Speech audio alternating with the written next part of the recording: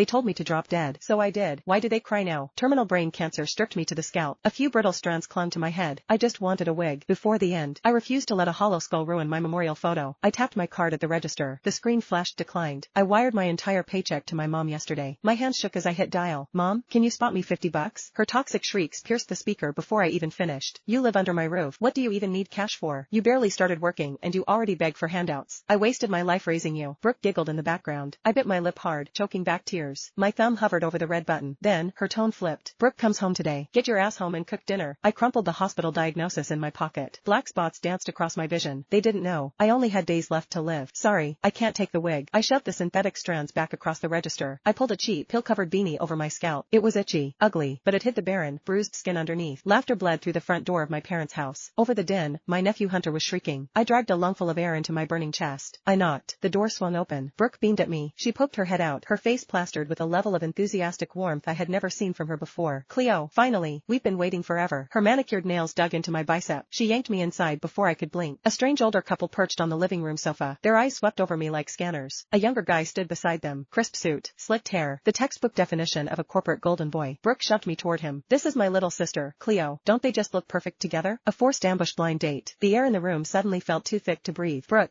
She clamped a hand on my wrist, hauling me into the hallway. Cleo, Mom and Dad set this up, she hissed. Don't you dare ruin this for them. I glanced past her shoulder. My parents were actually smiling. The protest died in my throat. The heat is blasting in here. Take that ugly thing off. Brooke reached for my beanie. I jerked back. My spine slammed against the wall. Brooke's smile froze. I'm just getting over the flu. I blurted out, my heart hammering against my ribs. Chills. I need to keep it on. Her eyes narrowed, flashing with cold, impatient annoyance. Dinner was an ambush. Silas just made regional director, his mother bragged, waving her fork. He and Cleo would be a power couple. Silas offered a modest, almost shy smile, a perfect act for my parents. The ball is in her court. He was sizing me up, waiting for me to fall in line. I pushed peas around my plate. The dining table fell dead silent. My mother's elbow jammed into my ribs. Stop staring at your food and talk to Silas. I set my fork down. The metal clinked against the porcelain. Actually, I'm not. Before I could finish, Hunter lunged from his chair and ripped the beanie right off my head. The clinking of silverware stopped. The entire table went completely still. Hunter pointed at my bare, veiny head and shrieked with laughter. Cleo is a bald freak. So ugly. I scrambled. My fingernails scraped the hardwood floor as I snatched the fabric and shoved it back over my skull. I dragged my gaze up. They were all staring. Silas's mother recoiled, her lip curling in revulsion. Her hair is gone. Is she diseased? Brooke jumped up, her chair screeching. She's perfectly healthy. Just going through an edgy phase. It'll grow back in no time. Nobody bought it. Silas stared at me. The polite corporate facade melted, leaving clear disgust. I don't have a fetish for bald women. He tossed his napkin onto his plate. They walked out. The front door slammed shut. Hunter lunged at my head again, his grubby fingers clawing for the beanie. A wave of nausea hit me. I shoved his shoulder hard. He stumbled back, hitting the floor with a heavy thud. The wailing started immediately. Grandma, Grandpa, Aunt Cleo hit me. I opened my mouth to speak. A sharp slap exploded across my cheek. Mom's face twisted with rage. You did that on purpose, didn't you? Humiliating me in front of them. And now you're bullying Hunter. Dad loomed behind her. Your mother is right. You knew about the setup. You buzzed your hair just to embarrass us. You slapped us right in the face. Fire blistered across my cheek. My throat seized. You only care about your image. I choked out, fighting the raw sting in my eyes. Did you ever stop to think that I might be